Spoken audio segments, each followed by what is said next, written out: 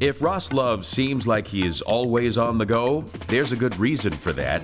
He is. It seems like he never stops. He is a perpetual motion machine. He doesn't know how to stop. The seemingly indomitable energy. It's kind of like there's this gyroscope in him that's going about 1 billion miles an hour. What else would you expect from a man who has navigated his way through numerous successful careers and devoted the rest of his time to the betterment of the community? Come to think of it, when you consider the influence Ross Love has had on Cincinnati, it's a little frightening to know that his decision to come here hinged on the flip of a coin. I actually flipped a coin to decide whether or not I was going to get on the plane or whether I was going to stay and finish my studying for final exams. It came up heads, so I got on the plane, interviewed at Procter Gamble. I was given a job offer that day. But let's not get ahead of ourselves. Looking back on his childhood, there was one sign of the direction Ross's life would take. The business instinct actually began to grow when I was around 12, 13. I was a really good Monopoly player. In fact, I was undefeated as a child across many games and many years. Driven by the strong work ethic instilled by his parents and a business savvy sharpened by Parker Brothers, Ross excelled in school, eventually graduating from Syracuse University before taking the position with Procter Gamble. Ross worked on iconic brands such as Cascade, Bold, Cheer, Joy, Downy, and Bounce as he rose through the ranks, ultimately becoming Vice President of Global Advertising at P&G. The job of Vice President Advertising at Procter & Gamble is the leading advertising position in the country, probably in the world, because Procter is the leading advertiser from a spending standpoint in the world. And as we know, Ross is not one to sit still.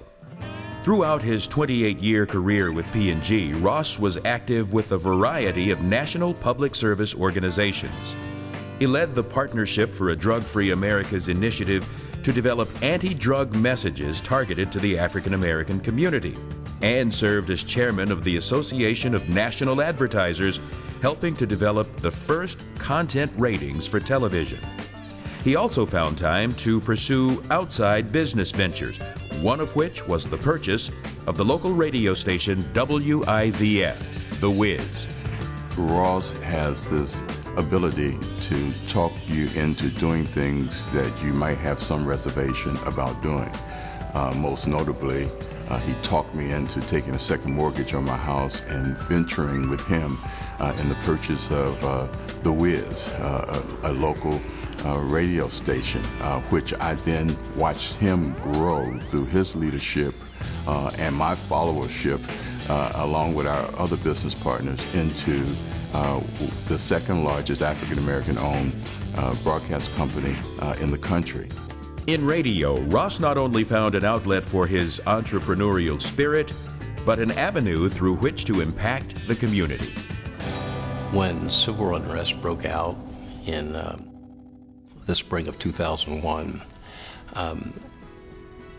I was in a position, in part because of the radio station, to talk to leaders in the African American community about how we deal with this. All of a sudden, Ross popped into the leadership forefront, he being one of several people in the African American community who just decided that someone needed to step up, take charge, and so Ross became the co-chair of Cincinnati CAN. We were called co-chairs, but he was the capital co-chair.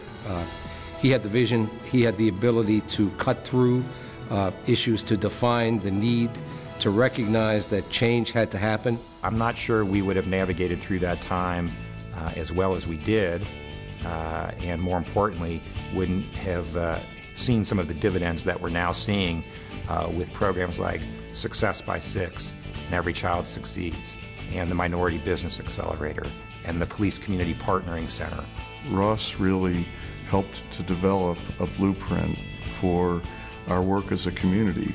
I literally can't imagine how we would have gotten through the 2001 in the wake of the riots, absent Ross's leadership. I can't imagine it. I just can't imagine it. I think the city has seen a major difference because of Ross Love's involvement.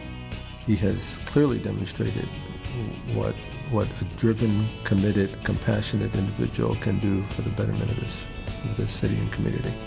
He's made enough money, he's accomplished enough things that he could have gone on a permanent and extended vacation, but Ross has stayed involved at the center of the action.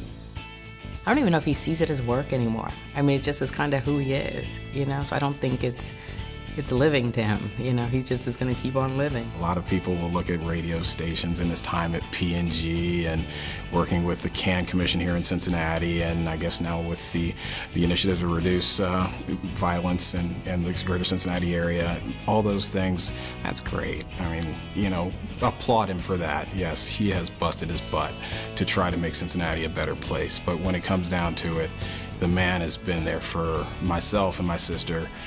When we are in need, he always steps up. If there was a great achievement, I apologize to all those that would like to say the things that he's worked on with them have been great, but as being a father, I'd say would be first. Ross, thanks for everything you've done. Thanks for everything you're doing right now. And thanks especially for all the things you're going to do.